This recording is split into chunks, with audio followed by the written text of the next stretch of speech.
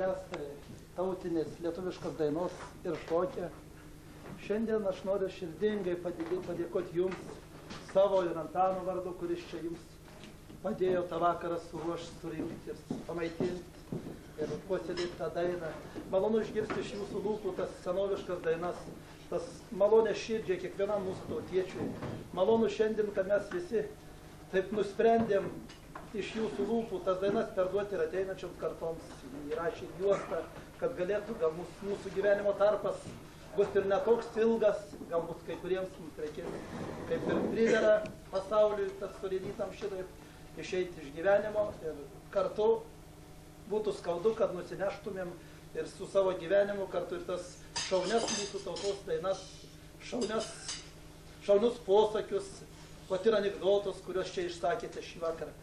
Labai malonu, kad galim šitai perduoti jaunai kartai. Mes galvojam, kad ir mūsų gal tarpe nebus, mūsų tos juostos bus parodytas naujoje mokyklai ir mokiniams tautinės kokios tai pamokos metu pamatys savo prosenelių ir senelių, suprantat, ar veidus.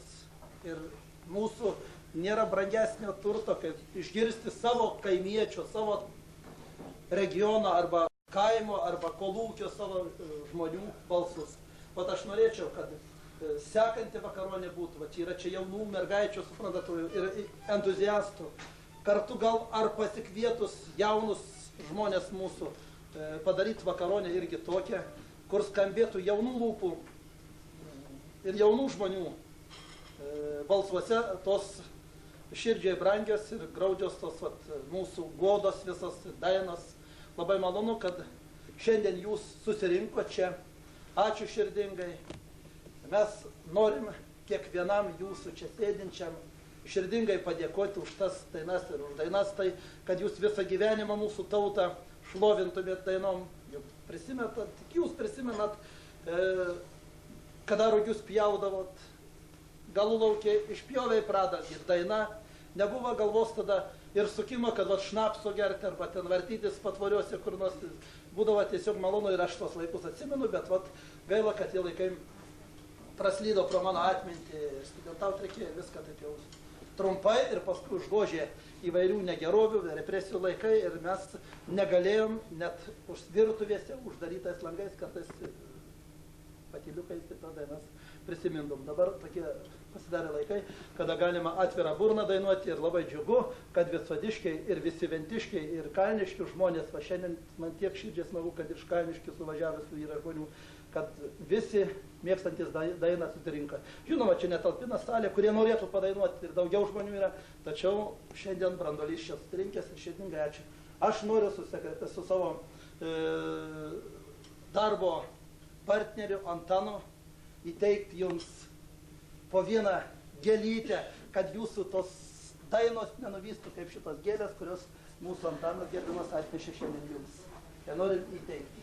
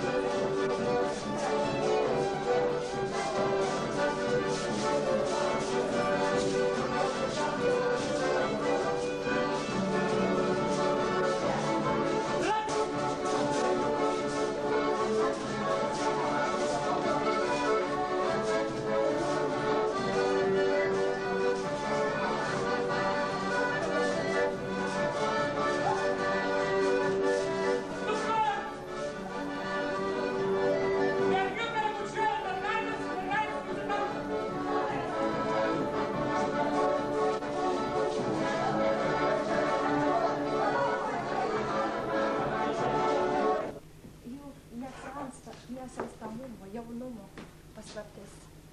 Turbūt, kad juose yra išreikšta meilė mūsų gimtajam kraštui, mūsų žmonėms, senelių, tėvočiui, motinėlė, tėveliui, broleliui, seselė, kalneliui, upeliui, sakalėliui, kegutei. Tai visai meilė, visai mūsų gyvajai ir negyvajai gimtojo krašto gamtai. Taip pat pagarba didžiulė dirbančiajam, pagarba giliai žilai senoviai, pagarba mūsų bočiams ir jų pilcėtiems kaulams.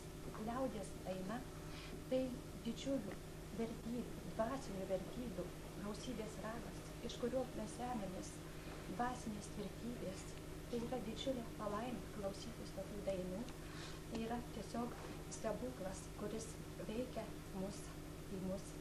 Ir šiandieną ypač tos liaudies dainos, liaudies menas taip yra reikalingas, gyvybiškai reikalingas mums. Todėl, kad mes gyvename jausmai technikos amžiuje, kažkaip atbuvo mūsų tie jausmai. Ir mes patys pasidarėme labiau panašus į robotus. Šiandienis žmogus, tai toks autoritetas žmogus, valingas, sugebantis valdyti savo jausmus. Ir dabar ne kiekvienam ištrykšta kasdieninio gyvenimo džiaugsmo, kasdieninio ašara. Yra lyg tai nepatogu ją parodyti, tai nebemadinga, tai senovės atgyvena. Bet juk pats nepajutęs dvasinio sukrėtimo, dvasinio pergyvenimo, nesugebėsi kitam nušluostyti skausmo ašaros nuskluosti, nesugebėsi kito atjausti, kito suprasti, ištiesti jam pagalbos ranką. Ir todėl liaudies daina, liaudies menas taip mums reikalingas. Ir tariu jums visiems, mėlėjai, mūsų šviesieji, taurieji, mūsų kaimo žmonės, jums didelį ačiū už tas liaudies dainas, kurias jūs puoselėjate, kurias jūs nešiojatės kaip šventą religiją savo širdyse ir iš jūsų krūtinių jis sklinda. Ir mes girdi jūsų vaikai, vaikaičiai. Ir mes tikrai tampame tauresni, geresni ir jautresni. Ir atsidėkodama jums ir linkėdama jums stiprios sveikatos, ilgų gyvenimo metų, norėčiau perskaityti visiems mums žinomo poeto, dainiaus ir kunigo Maironio posmus. Jo posmai tokie brangus yra mūsų liaudžiai, nes jo posmuose turbūt mažai rasim mažą Lietuvos vietą, nerasime beveik tokios Lietuvos vietos, kur nebūtų paminėta. Yra paminėta ir mūsų venta, ir luokė. Pasklido daina ir daug jų posmų yra pavirtusios net liaudės dainomis, galime sakyti Maironio posmai, o liaudis jas dainuoja kaip savas, nes jiems jos tiek įsmėgo į širdį. Kas nežino dainos, kur bėga šešukė, arba neverka kuršiai, Lietuvą prarandi, giesmė, Marija, Marija ir kitos.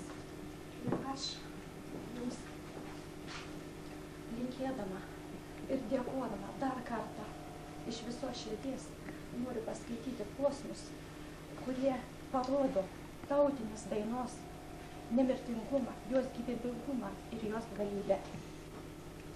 Dainų dainelės aidų aidais, skambiai, plačiai, tvirtai, galingai, per kalnų kalnus, miškais, laukais, lengvai, rimtai ir sutartingai.